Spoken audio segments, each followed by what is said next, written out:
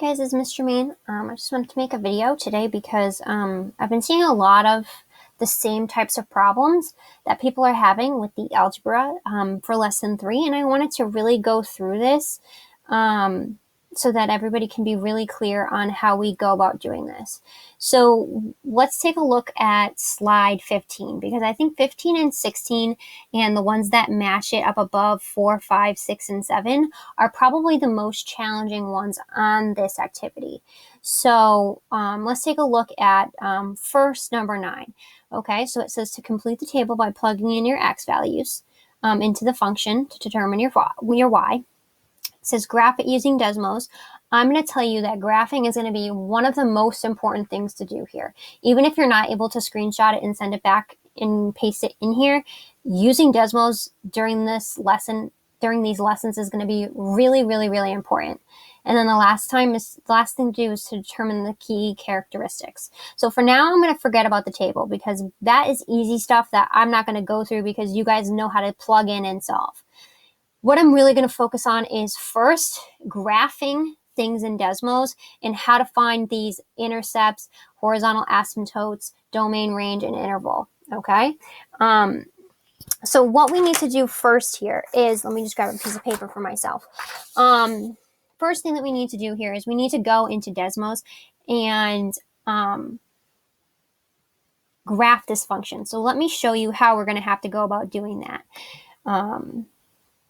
So we're going to go Alt, Shift, F.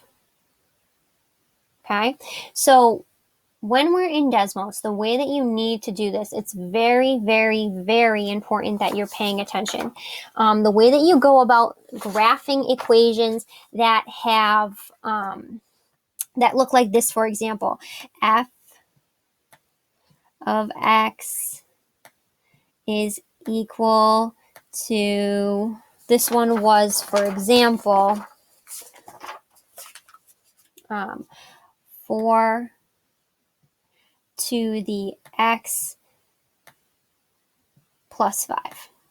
Okay, so what is really important to do that you need to remember here is that this x plus 5 is together in this exponent. So these need to both be in your exponent here. So when you go into Desmos and you actually have to graph it, this is really important that you have to add this when you're typing it in. So you come into your box up here and you say f of x is equal to 4 raised. And this is where I think a lot of people are just typing it the way that you think it is, but it's graphing it incorrectly. So when you type this exponent here, because there's an x plus 5, you need to put parentheses when you're typing it in. Do you see how I put parentheses here? Because if not, it's just going to have it be to the x power and then plus 5 to it, which is not what we want to do. We don't want a vertical shift here. We want a horizontal shift.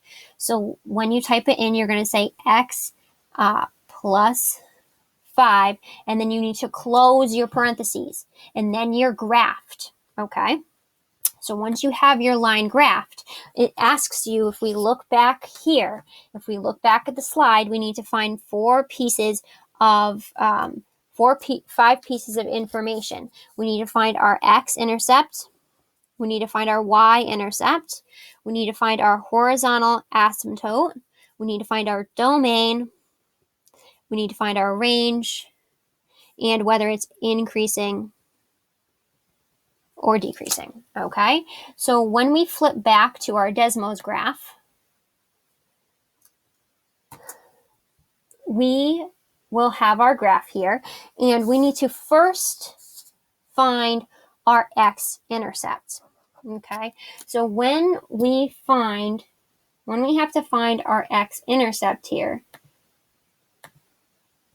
we need to remember, if we want to solve for our x-intercept, we need to take our equation and plug 0 in for y, because we're finding our x-intercept, so we need to take our 0 and plug it in for y and solve for our x. So we're going to look like 0 is equal to 4 raised to the x plus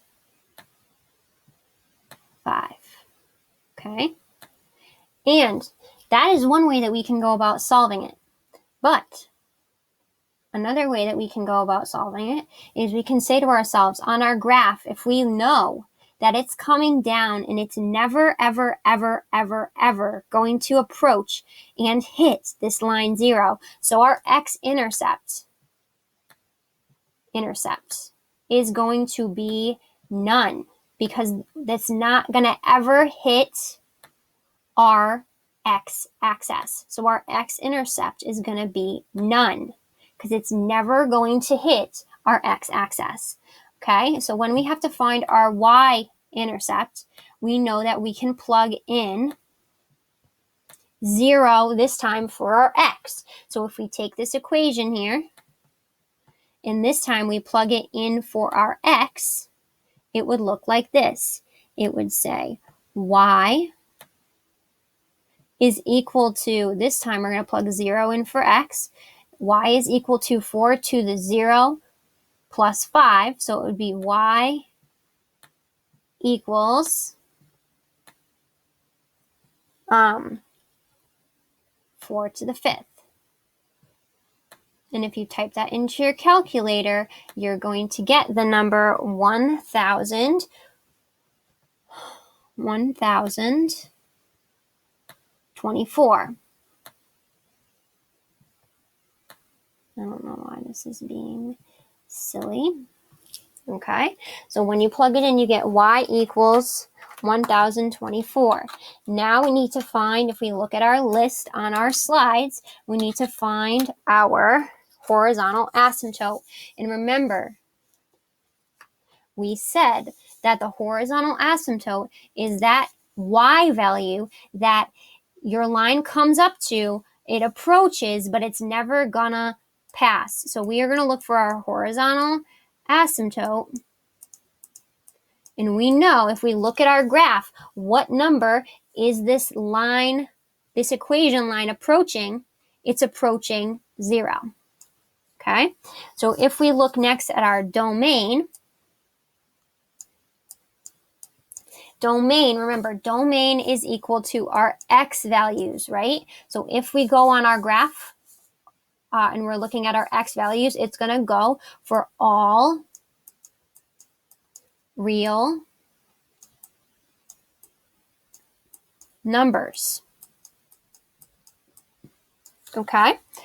Next, we need to find our range. This is where a lot of people are having difficulty. And this is what I'm always going to say, is that our range,